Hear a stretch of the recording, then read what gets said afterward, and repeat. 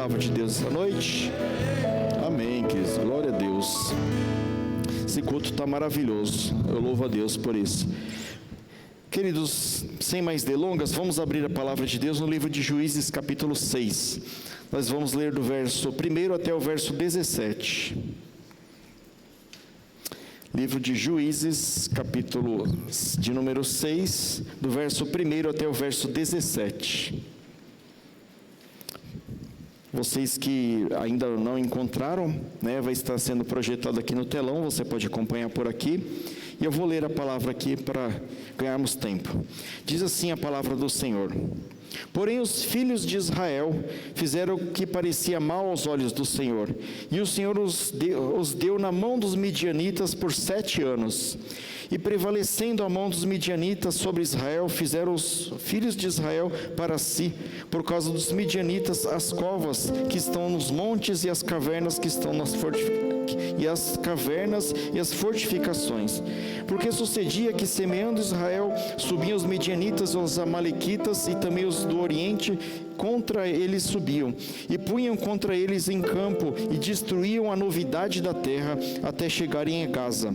E não deixaram mantimento em Israel, nem ovelhas, nem boi, nem jumentos, porque subiam com seus gados e tendas, e vinham como gafanhotos em tanta multidão, que não se podia contar nem a eles e nem aos seus camelos, e entraram na terra para destruir. Assim, Israel empobreceu muito pela presença dos midianitas. Então os filhos de Israel clamaram ao Senhor. E sucedeu que, clamando os filhos de Israel por causa dos midianitas, enviou o Senhor um profeta aos filhos de Israel, e lhes disse: Assim diz o Senhor, Deus de Israel: Do Egito eu vos fiz subir e vos tirei da casa de servidão, e vos livrei das mãos dos egípcios, da mão de todos quantos vos oprimiam. E os expeli de diante de vós, e a vós dei a sua terra. E vos disse: Eu sou o Senhor vosso Deus, não temais os deuses dos amorreus em cuja terra habitais, mas não destes ouvidos à minha voz. Então o anjo do Senhor veio e assentou debaixo do carvalho que está em Ofra, que pertencia a Joás o Abisrita, e Gideão seu filho, então malhando o trigo no lagar para o salvar dos midianitas. Então o anjo do Senhor lhe apareceu e lhe disse: O Senhor é contigo, varão valoroso. Mas Gideão lhe respondeu: Ai, Senhor meu, se o Senhor é conosco, porque tudo isso nos sobreveio? O que é feito de todas as suas maravilhas que nossos pais nos contaram, dizendo: Não nos fez o Senhor subir do Egito? Porém agora, Senhor, não nos desamparou, não nos deu na mão dos midianitas.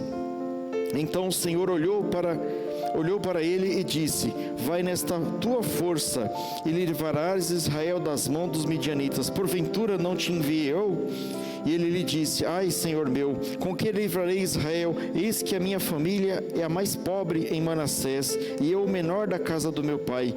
E o Senhor lhe disse: Porquanto hei de ser contigo, tu ferirás os midianitas como se fosse um só homem. Então ele disse: Se agora tenho achado graça aos teus olhos, dai-me um sinal de que és comigo, de que és o que fala comigo. Até aqui somente, queridos. Senhor nosso Deus e Pai, graças te damos, Senhor, pela tua palavra, Senhor. Ela será ministrada agora. Eu peço ao Senhor graça e misericórdia, Senhor, para ministrar a tua palavra, porque de mim nada tenho a oferecer ao teu povo, Senhor, mas a tua palavra é poderosa, Senhor. A tua palavra, ela jamais volta vazia, Senhor, e eu clamo que a tua palavra vai e produza o efeito pelo qual ela foi enviada, que o teu Espírito Santo possa me usar, e eu dou liberdade a ele, em nome de Jesus. Queridos, essa passagem é bastante conhecida. Aqui conta a história de Gideão, um valente guerreiro do Senhor, escolhido por Deus. Eu dei o título a essa mensagem: Quando Deus faz uma restauração. Porque eu não pretendo aqui falar da batalha de Gideão, mas eu pretendo aqui falar da restauração que Deus fez em Israel através da vida de Gideão. Muitas vezes nós nos afastamos do Senhor, por diversos motivos.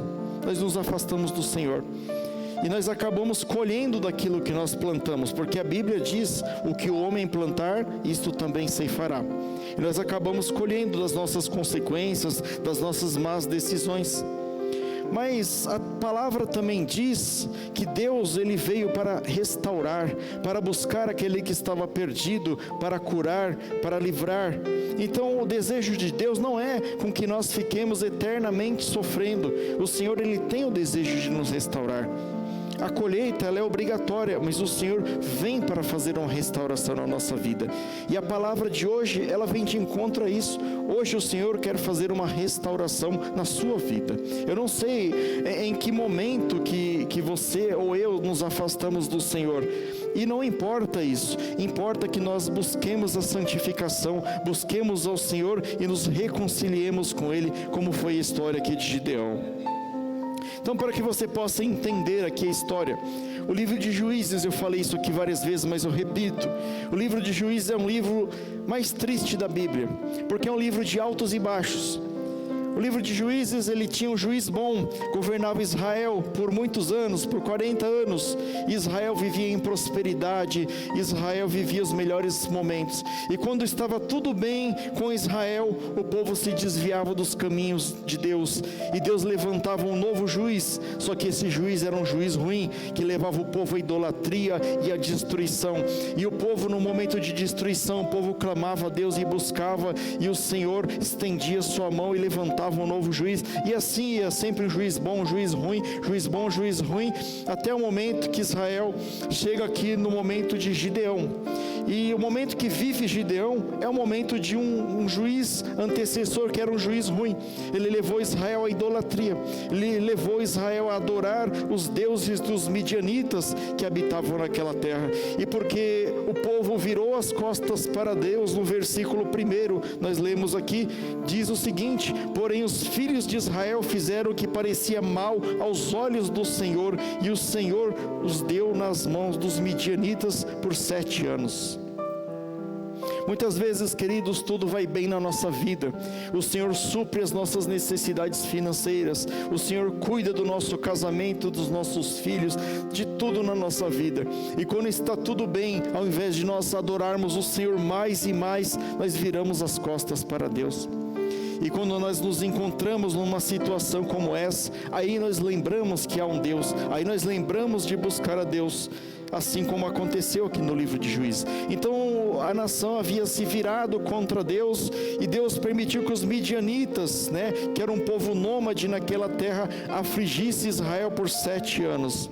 Os israelitas, que passaram a um ponto de ter que viver escondidos em grutas rochosas e esconderijos nas montanhas. Eles viviam como bichos, escondidos, com medo dos midianitas, porque o Senhor havia entregado na mão deles. E pode ser que a minha e a sua vida esteja parecida com isso. Pode ser que você esteja acuado. Pode ser que você esteja amedrontado pelo diabo. Pode ser que você esteja sendo acusado pelo diabo. Mas o desejo do Senhor hoje, esta noite, é restaurar a sua vida, é te livrar da mão da opressão e te tornar uma pessoa livre para o servir com alegria. Então, nesta ocasião, queridos, Deus precisava levantar um justo juiz para libertar Israel. E Deus escolhe levantar através da vida de Gideão. Quem era Gideão? Gideão era um homem que morava em Ofra, um povoado, situado ao oeste do Rio Jordão. A divisão tribal da qual ele pertencia era da tribo de Manassés.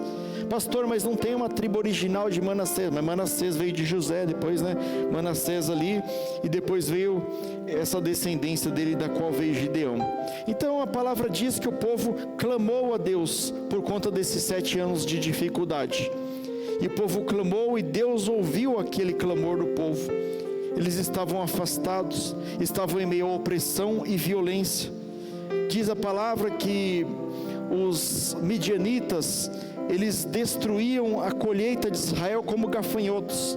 Israel plantava o trigo, plantava as demais coisas, criava os gados, e os midianitas vinham como gafanhotos e tomavam tudo aquilo que a terra produzia. E para que eles pudessem sobreviver, eles ficavam escondidos.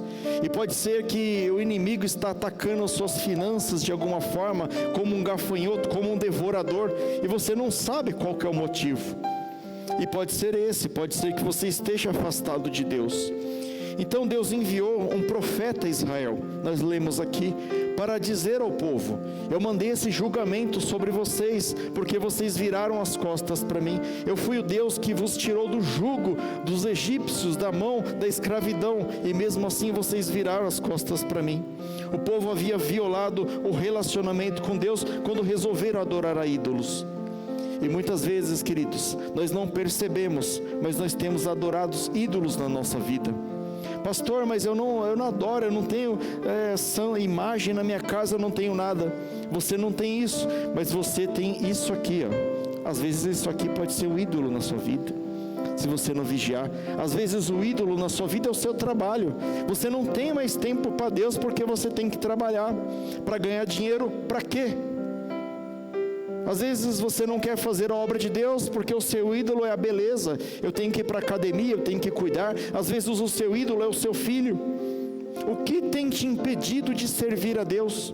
O que tem sido um ídolo na sua vida? O Senhor quer saber isso essa noite. Então nós vamos aprender aqui através da vida de Gideão, como nós podemos ter uma restauração completa com Deus. E a palavra diz, o chamado de Gideão. Diz a palavra que o anjo do Senhor se achegou a Gideão, e ele era um homem simples, era um agricultor, e ele chega para este homem simples e fala: você vai libertar Israel. E eu acredito, queridos, que o mesmo Deus da época de Gideão é o mesmo Deus que está aqui agora. E Deus, ele busca pessoas simples de coração, pessoas que não estão no auge, pessoas que não estão em evidência, pessoas que não estão na mídia, pessoas que estão malhando o trigo no lagar. E muitos de nós aqui, a maioria de nós, se não todos, somos pessoas simples, pessoas trabalhadoras, pessoas que não visam aparecer, mas é desses que o Senhor busca para fazer a obra dele. Então ele é chamado, ele é um homem simples, ele é chamado. E Gideão precisou trabalhar em condições adversas. No momento em que ele é chamado, ele está malhando o trigo no lagar. E você sabe que o lagar não é lugar de malhar trigo, Mas por que ele fazia isso? Porque se ele malhasse o trigo na eira, os inimigos veriam aquilo e tomariam todo o trigo dele. Então ele estava malhando o trigo ali escondido, malhando o trigo num lugar impróprio.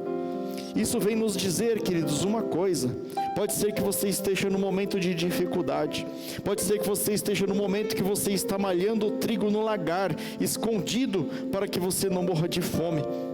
Mas continue firme nos propósitos de Deus, continue à disposição de Deus, continue, se você não pode malhar o trigo na eira, continue malhando o trigo no lagar, porque Deus está vendo, Deus vai buscar aonde você estiver, e Deus vai te honrar, e Deus vai te libertar.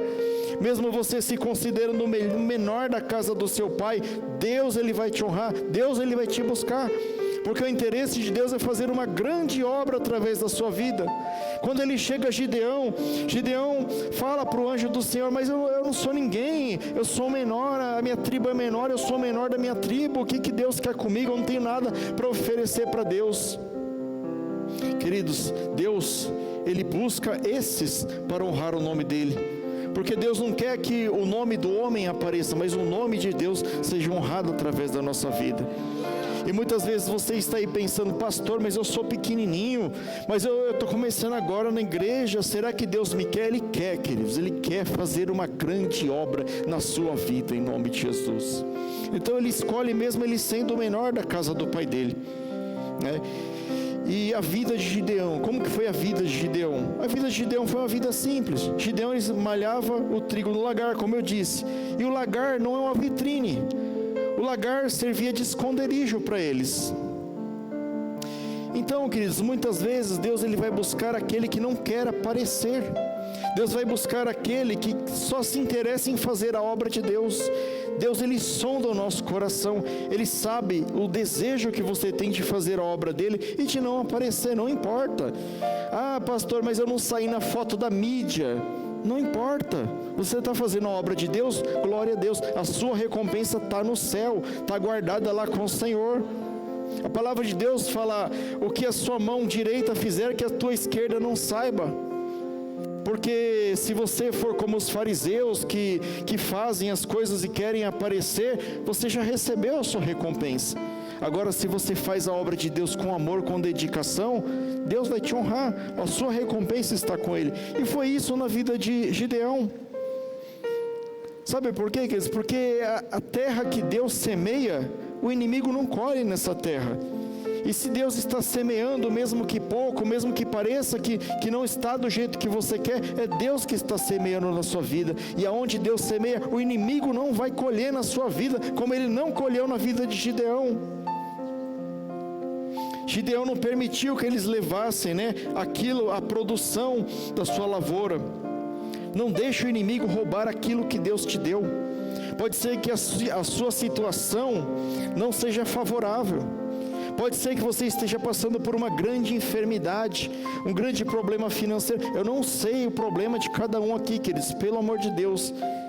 Mas hoje Deus fala, pode ser que você esteja passando pelo que for, mas não deixe o inimigo roubar aquilo que Ele deu na sua vida. Não deixe o inimigo roubar a sua família. Não deixe o inimigo roubar o seu ministério. Não deixe o inimigo roubar as bênçãos que Deus colocou sobre sua vida. Embora pareça pouco, embora você está tendo que esconder, o inimigo não vai pôr a mão nisso. Então Israel passava por essa punição de Deus, esse problema difícil, 7 anos de sofrimento na mão dos midianitas e também dos amalequitas, uma grande situação de frustração e sofrimento. Isso levou a uma grande perda para Israel.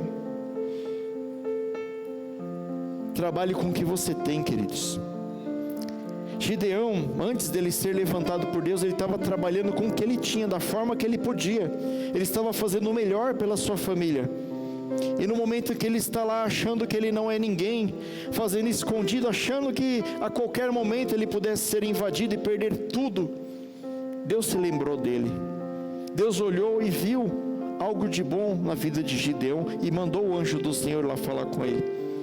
E o anjo chega para Gideão e fala: varão de valor. A palavra diz, que o Senhor chama ele de varão valoroso. A maneira que Deus se dirige a Gideão é algo glorioso, queridos. E hoje Deus se dirige a mim e a você, varão e varoas valorosas do Senhor. Então o anjo do Senhor lhe apareceu, verso 12, então o anjo do Senhor lhe apareceu e lhe disse: o Senhor é contigo, varão valoroso. E hoje o Senhor diz: o Senhor é contigo, varão e varoa valorosa. Não temas. Sabe por quê, queridos? Porque Deus, antes dele mudar a sua vida, antes de Deus mudar a sua realidade, Ele precisa mudar a sua mentalidade. Deus, Ele não quer que você fique com esse pensamento pequeno.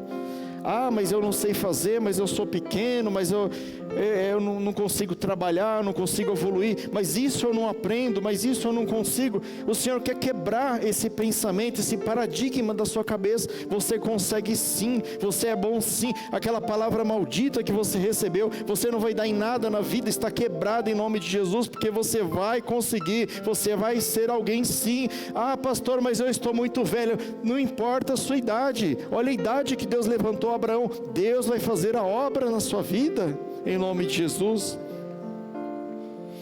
A palavra de Deus, lá no livro de Romanos, capítulo 12, verso 2, diz assim: e não sedes conformados com este mundo, mas sedes transformados pela renovação do vosso entendimento, para que experimenteis qual seja a boa, perfeita e agradável vontade de Deus.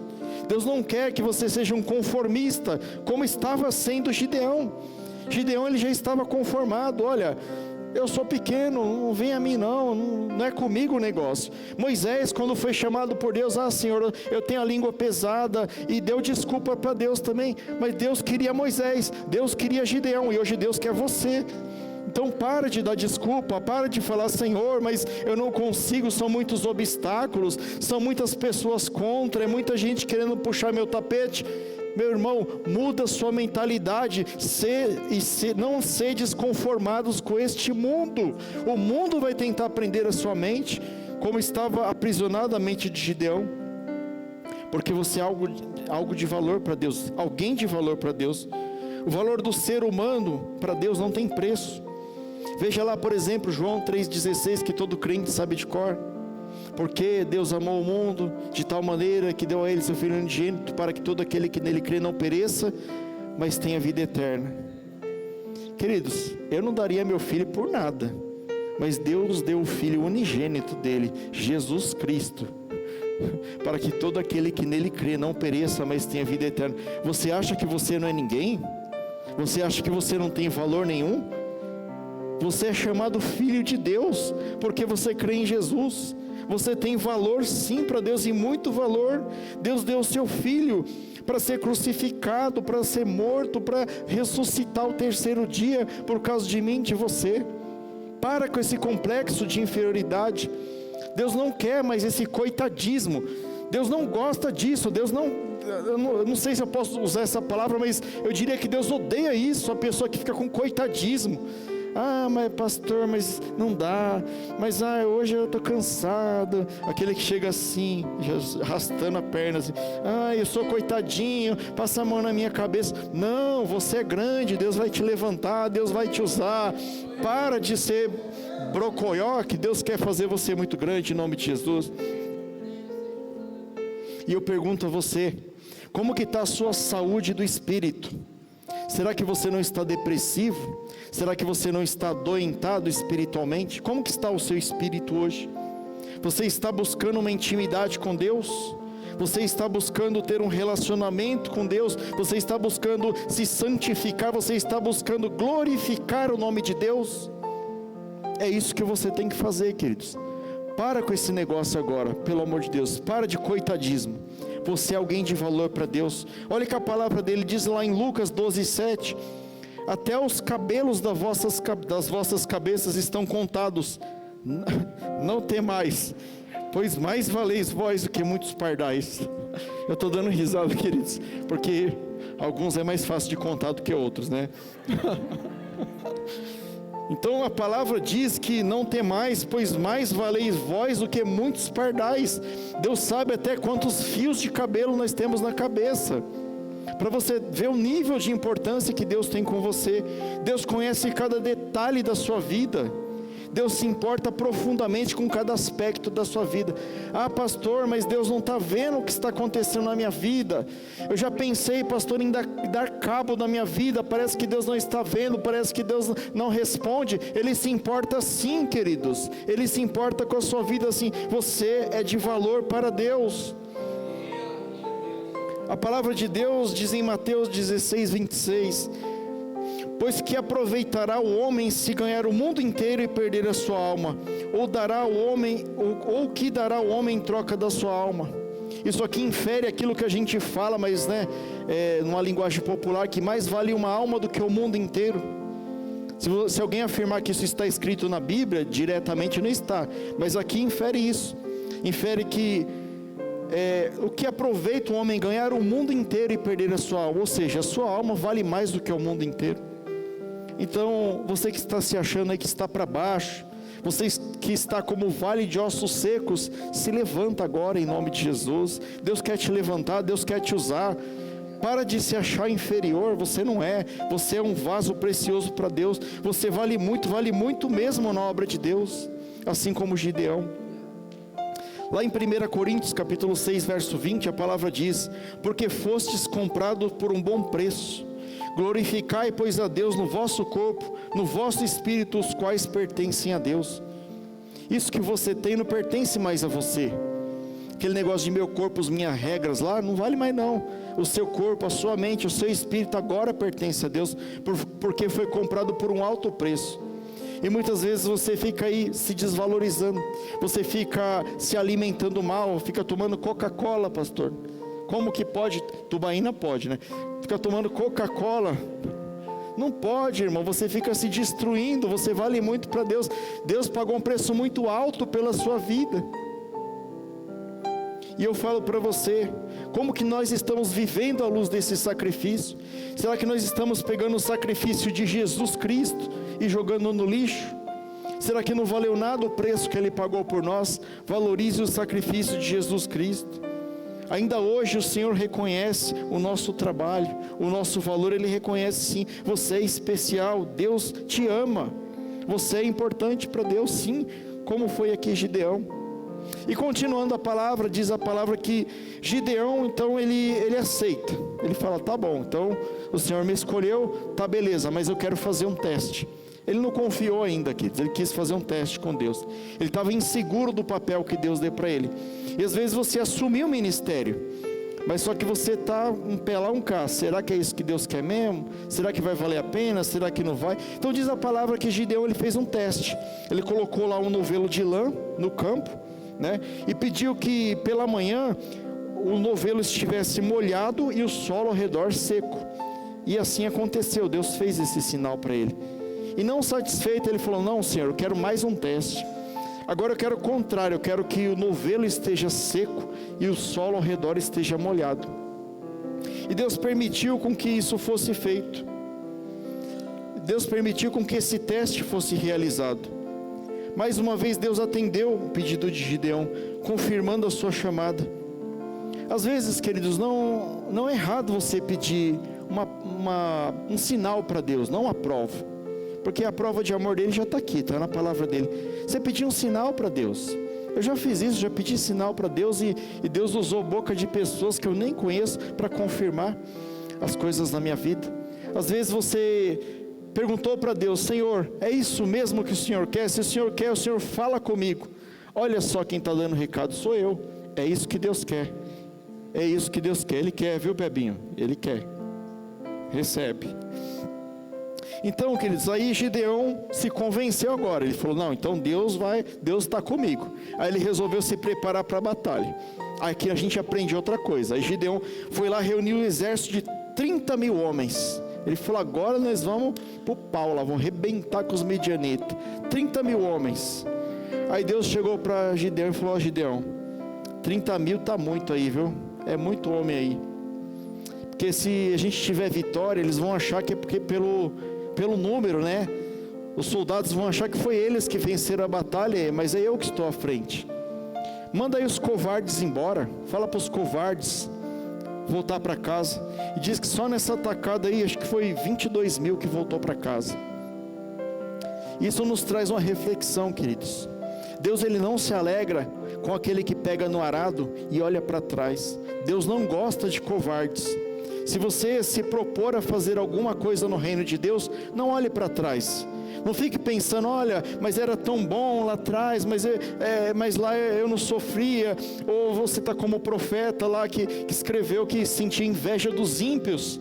Não, queridos, quando você pega no arado, você vai adiante, você faz a obra de Deus até o fim. Porque a palavra diz, aquele que vencer receberá a coroa. E todos nós vamos vencer um dia em nome de Jesus. Então diz que nessa primeira atacada já vai 22 mil embora, né? Ficou lá um pouquinho de homem lá. Vamos fazer 20 mil para a conta ficar certa aqui. 20 mil, aí sobrou 10 mil. Aí Gideão falou, Senhor, reduziu, mas acho que dá ainda. Aí Deus falou assim, Gideão, tá muito ainda, viu? Ficaram só os corajosos agora. Só que no meu reino não basta ser corajoso. No meu reino eu tenho que ser vigilante também. Então faz um teste com eles, vamos ali no rio ali, ó, e coloca eles para tomar água. Aqueles que tomarem água como se fosse cachorro, ou seja, aqueles que abaixam e põem o rosto na água e bebem água, esse daí vocês mandam embora. Aqueles que pegam água e trouxer com a mão, eles estão vigilantes, porque ele está aqui trazendo água, mas ele está olhando em volta aqui, ó. Se ele for atacado aqui, ele está esperto. Aqueles outros não, vai abaixar, vai levar uma flechada ali, já era, acabou para eles. Então, outra coisa que nós podemos pegar, queridos, o reino de Deus é para aqueles que estão vigilantes. E de que forma que o crente, ele pode ser vigilante? Ele pode fugir do pecado. Ah, pastor, mas eu enfrento o pecado porque eu sou forte. Queridos, depois você lê na Bíblia lá, já teve nego que foi enfrentar o pecado lá e deu ruim, né? Vê o exemplo de Sansão lá, a história de Sansão depois lá. O pecado é para você fugir. Você quer um exemplo de quem fez isso? José. Fuja do pecado. Não queira enfrentar o pecado, fuja com todas as suas forças. Seja vigilante. Ah, pastor, mas o que mais? Seja vigilante também na oração. O pastor falou aqui, nós temos que orar, nós temos que vigiar, nós temos que buscar a Deus, nós temos que nos santificar também. todos os dias, nós temos que jejuar, nós temos que ler a palavra, nós temos que nos revestir de toda a armadura de Deus, porque nossa luta não é contra a carne nem contra o sangue, mas contra principados e potestades. É o inimigo invisível, e se nós não nos revestirmos, se nós não orarmos uns pelos outros, se nós não vigiarmos, nós vamos perecer. Então, no reino de Deus, você tem que ser corajoso e vigilante. E continuando a história, diz que sobraram 300 homens. Esses 300 homens, é para destacar que a importância de confiar em Deus. Porque às vezes com poucos recursos, Deus consegue fazer muito. Você conhece aqui o desfecho dessa história. Foram escolhidos 300 homens, que não lamberam a água, mas trouxeram a água com a mão até a boca. E Deus garantiu a vitória sobre os inimigos com 300 homens, refletindo a importância de estar vigilante, preparado e na direção de Deus. E continuando, depois Deus dá uma outra palavra para Gideão. Depois Deus fala assim para Gideão: então o Senhor olhou para ele e disse: vai nesta tua força e livrar Israel das mãos dos midianitas. Deus está dizendo hoje: eu estou contigo, vai nesta força. Tem algum professor de português aqui hoje? Tem? Não tem, né? Tá bom, mas eu dei uma olhada na internet, dei uma googada lá. A palavra que está na Bíblia ali é nesta. Quando você vai se referir nesta, você está falando algo que está próximo do locutor. Deus está falando: vai nesta força e não nessa força. Porque se ele falasse nessa força, seria a força de Gideão. Deus está falando: vai nesta força, porque eu estou contigo todos os dias, até a consumação do século. Então Deus falou: eu vou contigo, porque Deus o revestiu de poder, Deus deu a força a ele, para que ele pudesse vencer essa batalha. Sem a habilitação do Espírito Santo, nosso talento não vale de nada. Nosso talento natural pode nos levar até algum lugar, até certo ponto, mas dali para frente, queridos, é somente Deus. Deus precisa estar em você. Você é ferramenta na mão de Deus. Gideão, ele se propôs a ser um instrumento na mão de Deus, e a vitória veio. Na Escritura Sagrada diz o seguinte, lá em 2 Coríntios capítulo 3, verso 5, a nossa força vem do Senhor. Você está se sentindo fraco? Busque na palavra de Deus, busque orar, porque a nossa força, ela vem do Senhor. O nosso vigor vem do Senhor. O apóstolo Paulo também disse lá em Filipenses 4,13, tudo posso naquele que me fortalece. Nós, sem Deus, não somos nada, queridos. Nós dependemos de Deus. Todo o nosso poder e autoridade vem de Deus. Também em Neemias 8,10 diz assim: a alegria do Senhor é a nossa força. O Senhor se alegra quando nós estamos nele, porque quando nós estamos nele, nós estamos fortes. Então não era Gideão e nem os 300 que eram fortes, era quem estava com ele. E talvez você esteja aí para enfrentar o exército de 135 mil midianitas. E como é que você vai fazer isso? Sozinho? De jeito nenhum. Busque a Deus e Deus vai te ajudar. Também lá em Hebreus 11:34 diz que, ali acerca dos heróis da fé, diz que da fraqueza eles tiraram força, e na batalha se esforçaram e puseram em fuga exércitos inimigos. Foi o caso de Gideão. Eles não tinham força, eles não tinham exército, mas Deus os revestiu de poder, Deus os deu estratégia, e Deus estava com eles, e eles perseguiram e venceram este inimigo que afligia Israel. Então quando vieram os obstáculos na sua vida, lembre-se de uma coisa: você depende de Deus. Não importa o que vir, pode ser a morte, pode ser o problema financeiro, pode ser a doença. Lembre-se que a sua força vem do Senhor. Assim como foi com Gideão, a força do Senhor está com você. Em terceiro lugar, Deus declara que Gideão é um varão de poder. Ele diz assim: então o Espírito do Senhor revestiu a Gideão. Olha que coisa linda, está lá no verso 34. Então o Espírito do Senhor revestiu Gideão. E olha o que diz lá em Atos 1:8. Isso é para nós. Esse daqui foi para Gideão. Então o Espírito revestiu Gideão. E para nós, pastor, Atos 1:8. mas recebereis a virtude do Espírito Santo que há de vir sobre vós, e ser-me-eis testemunha tanto em Jerusalém, como em toda a Judeia e Samaria, e até os confins da terra. O mesmo Espírito que revestiu Gideão, é o Espírito que está em mim e está em você agora. E muitas vezes nós nos acovardamos diante dos problemas, diante da obra que nós temos que fazer a Deus. A palavra diz, né, que grande é a colheita, mas poucos são os ceifeiros. Hoje Deus está querendo levantar pessoas para fazer a obra dele. Até quando você vai se esconder? Até quando você vai ficar escondido, malhando trigo no lagar? Deus, ele quer te levantar para fazer uma grande obra. E aqui o verbo revestir significa vestir-se de, né?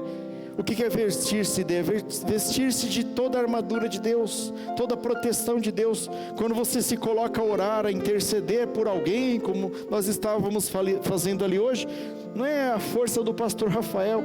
Pastor Rafael não tem força para subir esse escadão correndo aqui, queridos, mas é a força do Deus Todo-Poderoso que está em mim através do Espírito Santo, e essa mesma força está em você e cada um que aqui está, porque nós somos revestidos pelo poder de Deus. Nenhum de nós pode fazer obra alguma sem o revestimento espiritual de Deus.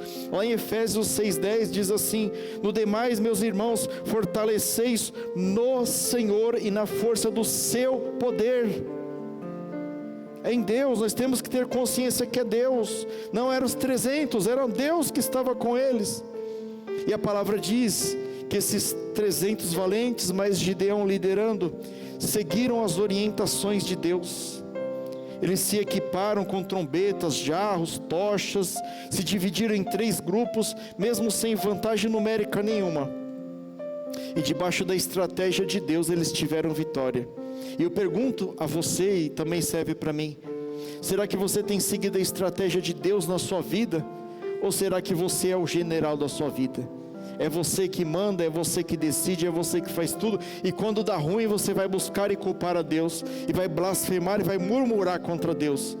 Saiba de uma coisa: se você está murmurando contra Deus, o povo que saiu do Egito murmurou e não pisou na terra prometida. Cuidado com murmuração. Seja grato a Deus, siga a orientação de Deus, e Deus é fiel e justo para cumprir tudo aquilo que Ele prometeu na sua vida. Então a palavra diz aqui que Gideão era um homem tímido, né? Um homem humilde, mas Deus usou ele. E talvez você seja tímido também. Pastor, mas eu não faço obra, tenho um coração bom, pastor, eu quero fazer a obra, mas sabe, eu não tenho coragem. Dá o primeiro passo de fé, queridos. Um dia eu dou meu testemunho aqui, eu também sou muito tímido, mas eu tive que dar um passo uma vez. Os irmãos aqui, o pastor Rubens, o Irineu e tantos outros irmãos aqui, eles me guincharam, foram lá assim: vem cá que você vai fazer a obra de Deus aqui. Aí você vai perdendo a vergonha, entendeu? Se aproxima de alguns irmãos, se aproxima da gente, anda com a gente só, e Deus vai usar a sua vida, você vai fazer coisa maravilhosa aí.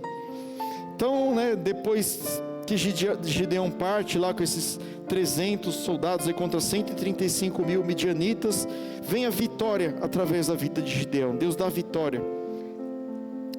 E a palavra diz que quando Gideão ele se aproxima para espionar o acampamento desses midianitas, ele ouve 2 conversarem e fala: olha, Gideão está muito poderoso, vamos tomar cuidado, porque eu sonhei que ele vinha aqui, que ele arrebentava com a gente. Então Deus, ele já começa a fazer a obra antes mesmo de você tomar ação. Deus só precisa da sua atitude de começar. Deus já estava colocando medo no coração daqueles inimigos, e Deus estava preparando a estratégia para ser a gota d'água ali, para dar a vitória para o povo de Israel. Então, queridos, Deus está pedindo hoje para você um passo de fé. Dá um voto de confiança à palavra de Deus. Se coloca, se disponibiliza a fazer a obra de Deus. Deus está confirmando. Se hoje você falou: Senhor, mas nunca ninguém me chamou para nada na igreja, se oferece. Chega lá e fala: pastor, o que está precisando aí? Ah, está precisando desentupir o banheiro dos homens ali. Entupiu ali, ó, teve o homem ao máximo ali, ó, foi uma costela, teve um homem comeu osso, entupiu tudo lá. Vai lá e fala assim: eu vou ser o melhor desentupidor de banheiro do mundo. E vai lá, queridos, desentupir o banheiro. Deus só precisa de um passo de fé, e Ele vai te colocar em grandes lugares para a obra dEle. Deus vai renovar a sua confiança e a sua fé. E aqui nós já passamos do tempo aqui, então vamos já caminhar para o final aqui, né? A reflexão final aqui sobre a história de Gideão.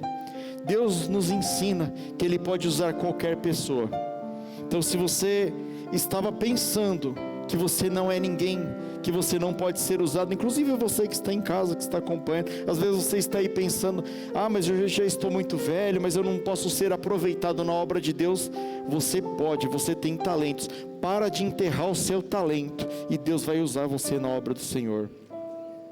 A nossa vida tem que estar submetida ao propósito de Deus. Assim como Gideão, nós somos convocados a confiar na vontade de Deus, sabendo que Ele pode nos fazer mais do que vencedores, porque a palavra dEle nos promete isso.